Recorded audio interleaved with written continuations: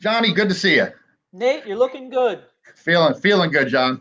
So, welcome everyone. Before we get started formally with our conversation, what I'm going to do is we're going to start with a poll. So again, starting with the poll at the right, just above the chat, the question is, would you say your company uses analytics to drive decision making? That's the question. And you know what? That's sort of, I think, John, going to talk about a lot of what we're going to be discussing today. Absolutely. I think the number one way. Start this off, Nate. The most important question of the hour. You're breaking up, John. Can you hear me now? I can. Why should companies, especially in the promotional products industry, why should they use data? Yeah, I think it's important. And the reason, here's what data is, right? It's really, we have to talk about what data is, and it can be just about anything. Data is not only numbers. Sure, like in my world, a lot of the data is numbers, but you know what? It's also experiences. It's just being able to document what it is that you're seeing and to try to find a way to ground yourself. That's really the most important thing I think that data really helps you does. It helps you ground yourself. And if you're working in a team environment, and let's be honest, a lot of us now work in a team environment, that it gives something that everybody can look at from the same point of view. Data is truly objective, and it's not subject to as much interpretation as personal experiences. If you put everything sort of in one place and everybody can refer to it, it has the same field of experiences that they can draw upon. So that's why you want to use data in your decision making and just in your business, because it helps give you a starting point of where you are and then where you want to move to. I think that we have to take our first question from the audience. Teresa Hagel asked, is it data, as you call it, or data, as it should be properly referred to?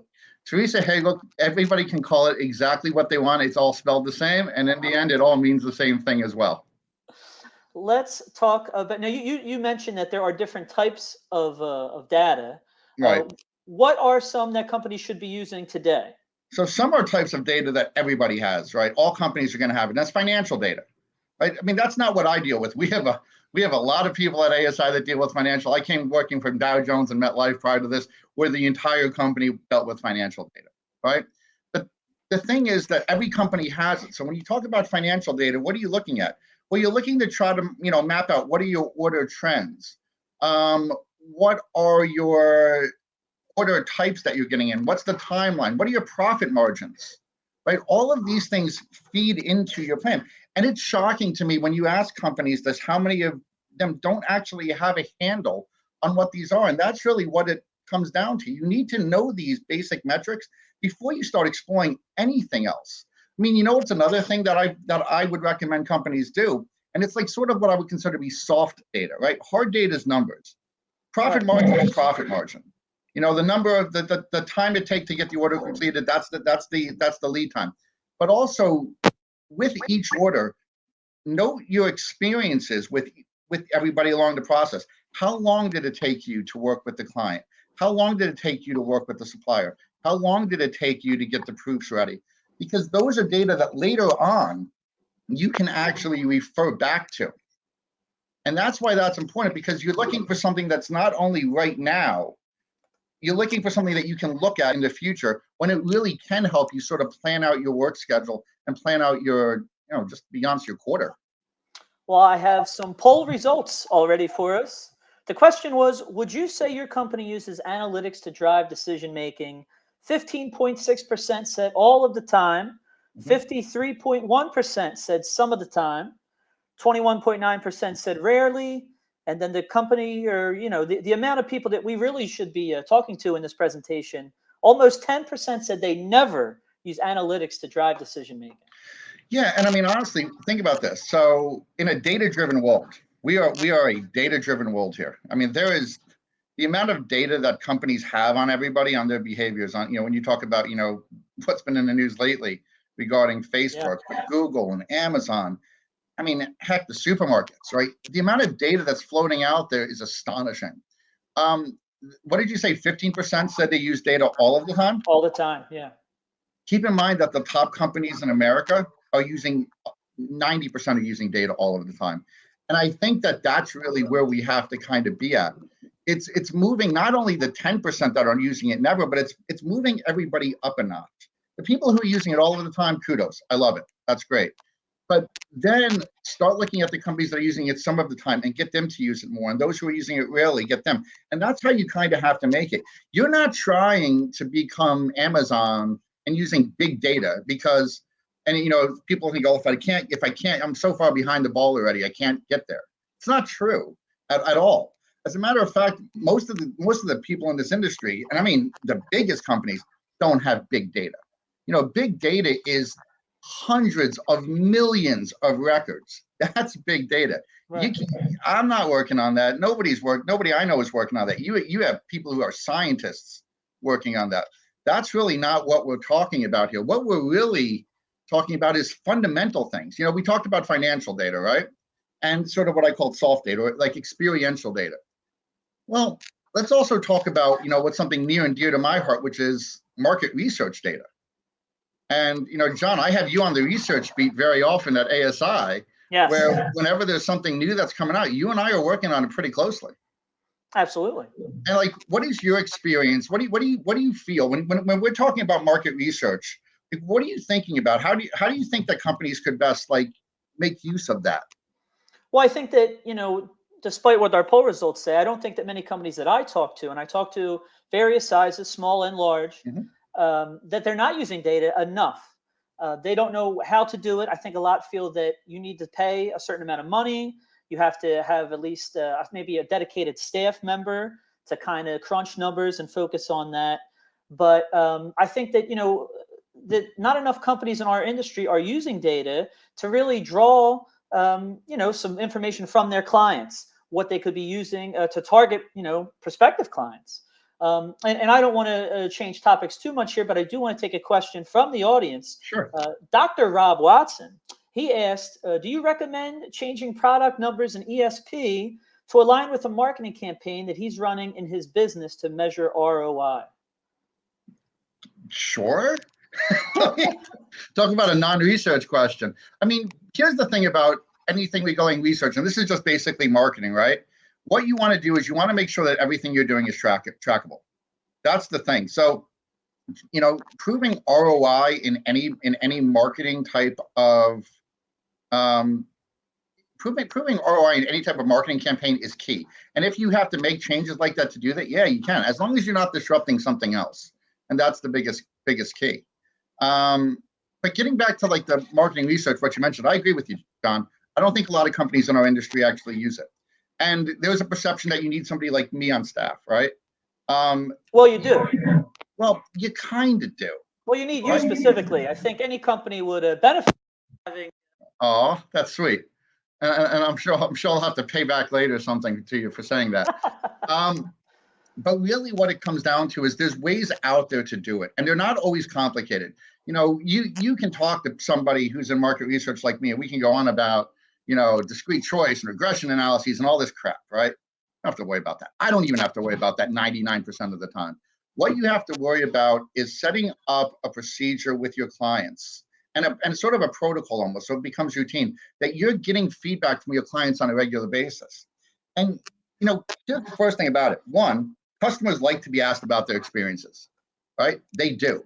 They don't like to be bombarded about their experiences, but they definitely like to be asked about them. And I hear this and I've heard this from our members before, that they know they don't need to. They know how their clients are doing. Then I ask them how many clients they have.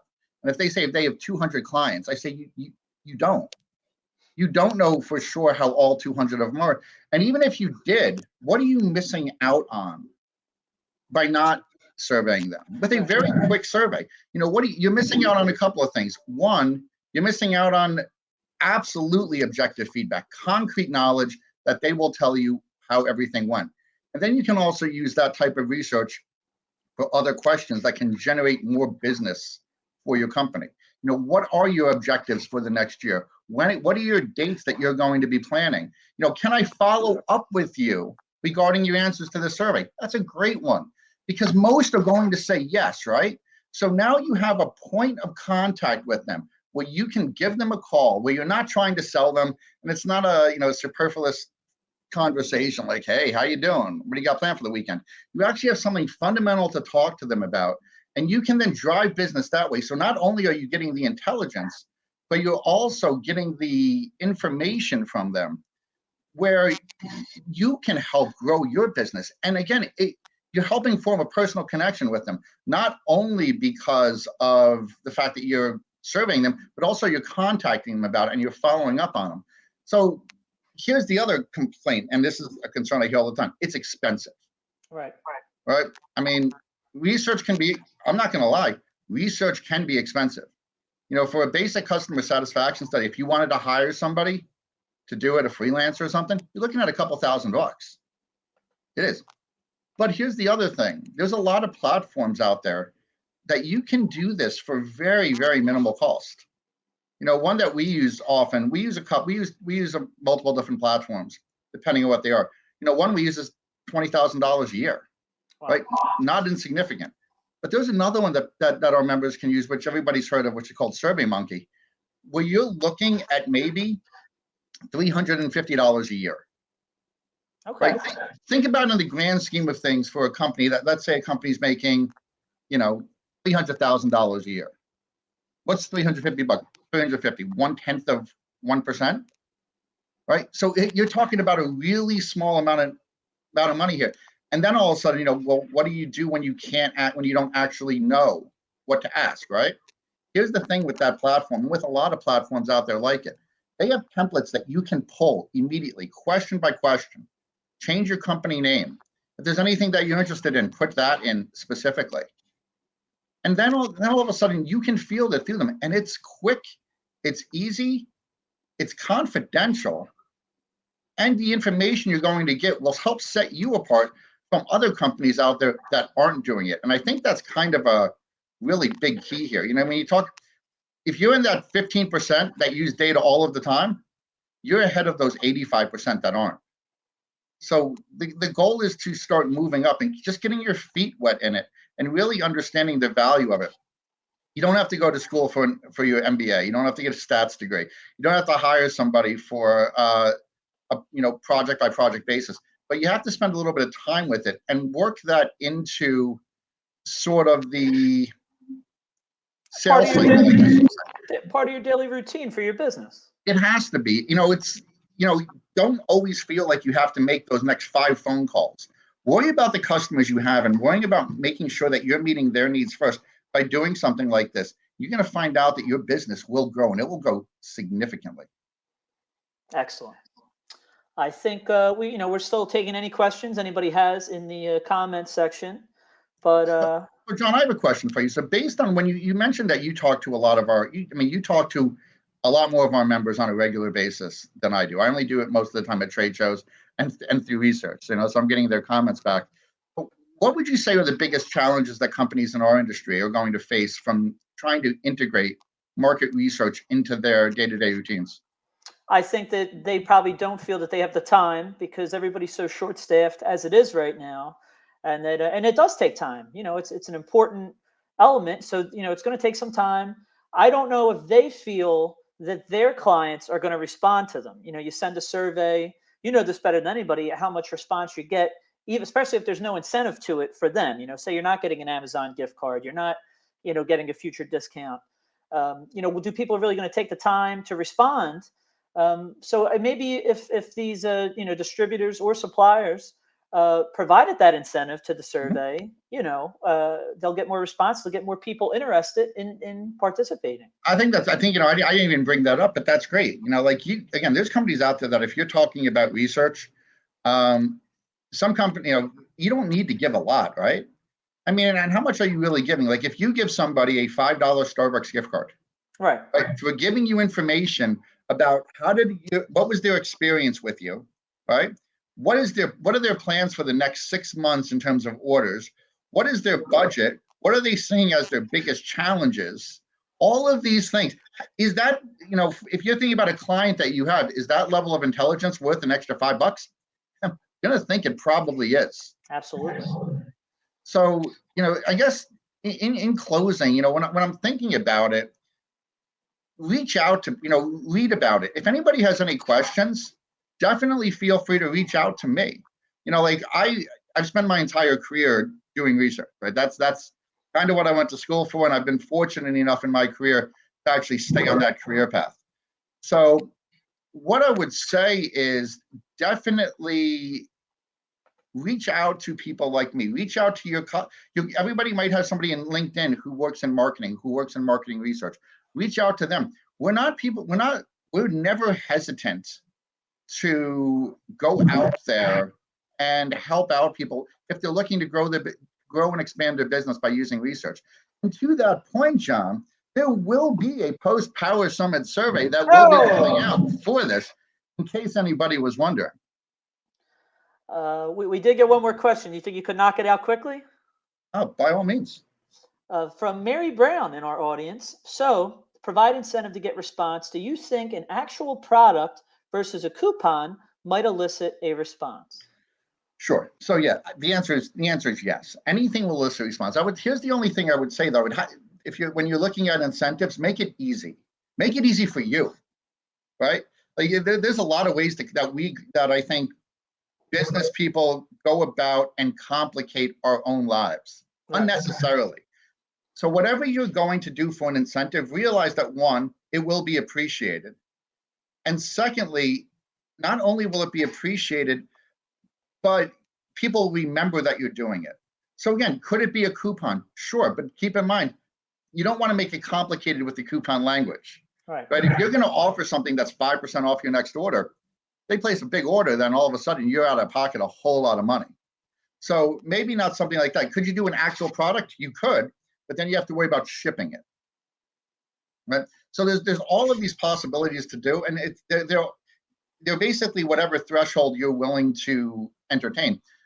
But I would say, this getting into data and getting into research, it's an effort and it's going to take time. Don't spend too much more time on other things if you don't have to. That's the only caveat I would say. Some sage advice there, Dave. All right. Well, John, I really enjoyed this. This was a great talk. Thanks so much. I look forward to seeing you on the Research Beat again.